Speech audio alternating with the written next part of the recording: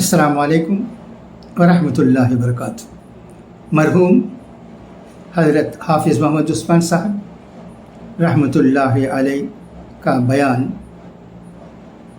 एक जुमे के दिन दिया हुआ, इसे मैं पढ़ता हूँ, सुनिएगा। मसाइल कुर्बानी। अब कुर्बानी के ज़रूरी मसाइल अर्ज़ करता हूँ, सुनिए। एक, कुर्बानी हर मुसलमान आक़िल बालिग़ मुक़ीम पर वाजिब होती है जिसकी मलकियत में 52.5 तोला चांदी या उसकी कीमत का माल उसकी हाजात असलिया से ज़ायद मौजूद हो। ये माल का सोना या चांदी या उसके ज़ेवरात हों या माल तिजारत या ज़रूरत से ज़्यादा घरेलू सामान या रिहायशी मकान वगैरह। दो, मुसाफिर पर अगरचे मालदार हो कुर्बानी वाजिब नहीं। तीन, कुर्बानी फ़कत अपनी तरफ से करना वाजिब है, औलाद की तरफ से नहीं। सदक़ा फ़ितर पर इसको क़ियास न करें। चार, कुर्बानी के जानवर का मोटा और ख़ूबसूरत होना मुस्तहब है। पाँच, अपनी कुर्बानी को खुद अपने हाथ से ज़ुबह करना अफजल है। अगर खुद ज़ुबह करना नहीं जानता तो दूसरे से ज़ुबह करा सकता है, मगर ज़ुबह के वक्त वहाँ खुद भी हाज़िर रहना अफजल है। 6, कुर्बानी की नीयत सिर्फ़ दिल से करना काफ़ी है, ज़बान से कुछ कहने की ज़रूरत नहीं। अलबत्ता ज़ुबह करते वक्त बिस्मिल्लाह अल्लाहु अकबर कहना ज़रूरी है।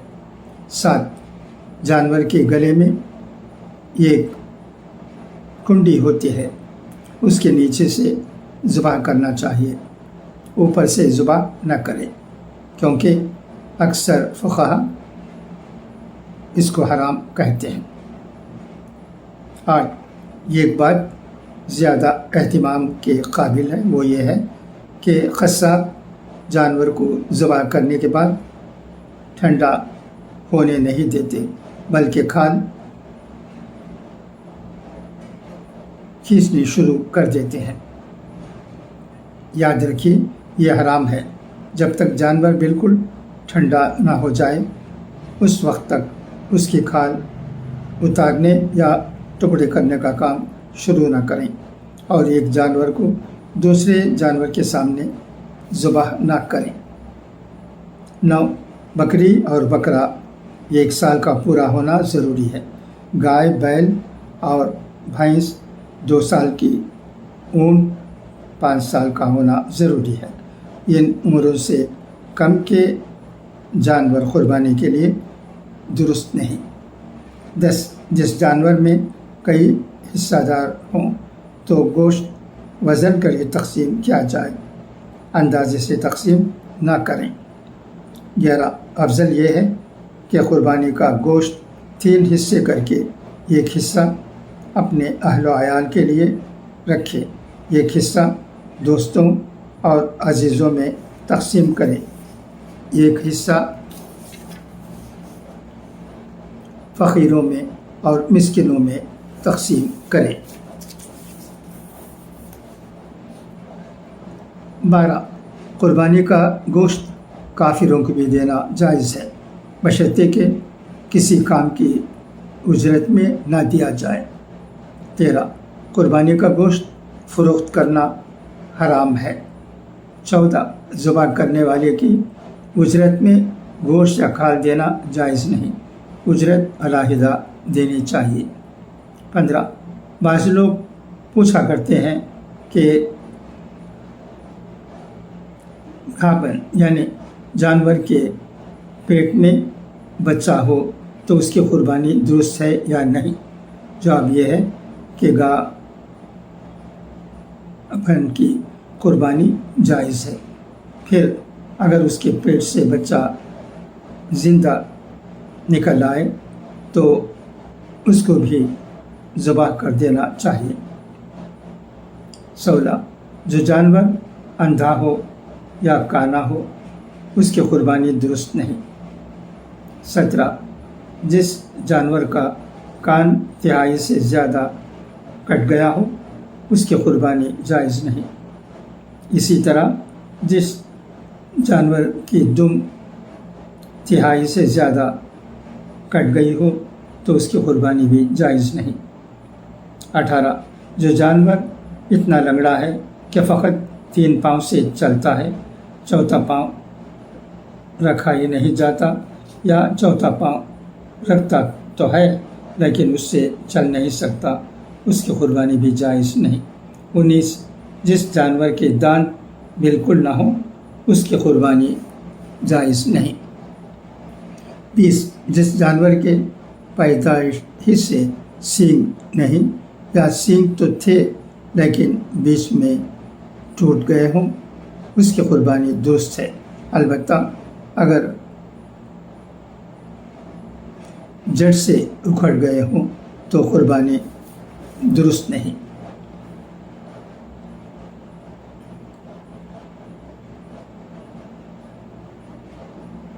21 قربانی کی کھال یا تو یوں ہی خیرات کرے یا بیچ کر اس کی قیمت خیرات کر دے۔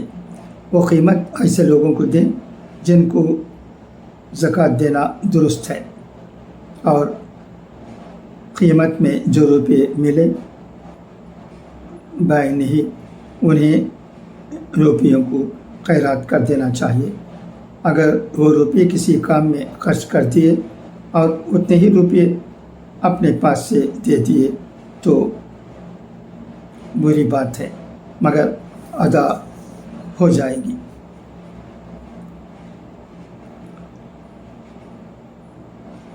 22 اگر اپنی خوشی سے کسی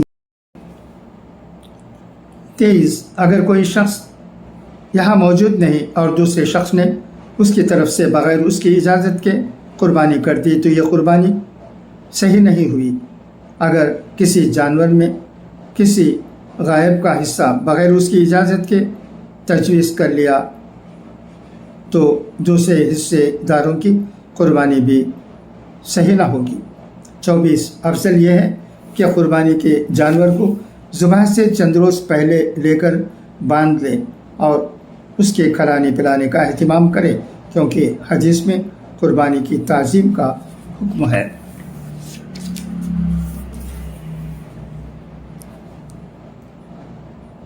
25 مستحب یہ ہے کہ قربانی کرنے والا قبلہ کی طرف منہ کر کے کھڑا ہو۔ 26 مستحب یہ ہے کہ ذبح سے پہلے چھری کو خوب تیز کر لے تاکہ جانور کو تکلیف نہ ہو، اور ایک جانور کو دوسرے جانور کے سامنے ذبح نہ کرے۔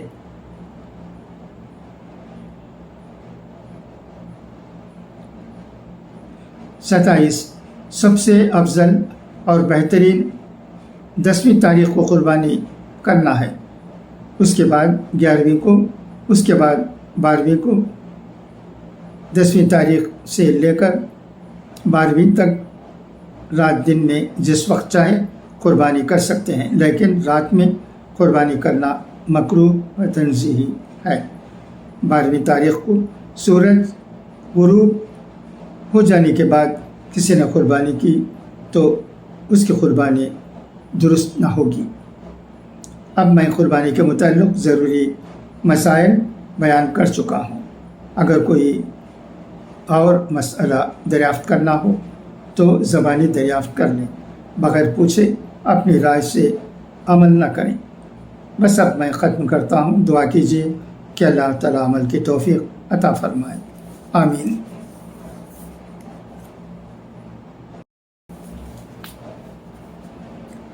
نماز عید کی ترکیب: پہلی رکعت میں تکبیر تحریمہ کے ساتھ 4 تکبیرات ہوں گی۔ چاروں تکبیرات میں دونوں ہاتھ کانوں تک اٹھائیں۔ پہلی اور چوتھی تکبیر کے وقت ہاتھ باندھ لیں۔ درمیانی دونوں تکبیروں کے وقت ہاتھ چھوڑ دیں۔ یہ قاعدہ کلیہ یاد رکھیے کہ جہاں تکبیر کے بعد کچھ پڑھنا ہے وہاں ہاتھ باندھ لیں، اور جہاں کچھ پڑھا نہیں جاتا وہاں چھوڑ دیں۔ مثلا پہلی تکبیر کے بعد ثنا پڑھی جاتی ہے، اس لیے ہاتھ اٹھا کر باندھ لیں، اور دوسری تکبیر اور تیسری تکبیر کے بعد کچھ پڑھا نہیں جاتا، اس لیے ہاتھ اٹھا کر چھوڑ دیں۔ چوتھی تکبیر کے بعد امام صاحب قرات پڑھتے ہیں، اس لیے ہاتھ اٹھا کر باندھ لیں۔ دوسری رکعت میں بھی رکوع کی تکبیر کے ساتھ 4 تکبیرات ہوگی۔ پہلی 3 تکبیروں میں ہاتھ اٹھا کر چھوڑ دیں، اور چوتھی میں بغیر ہاتھ اٹھائے تکبیر کہتے ہوئے رکوع میں چلے جائیں۔ یہ طریقہ ذہن میں رکھیں تو انشاءاللہ غلطی نہ ہوگی۔ بس اب ختم کرتا ہوں۔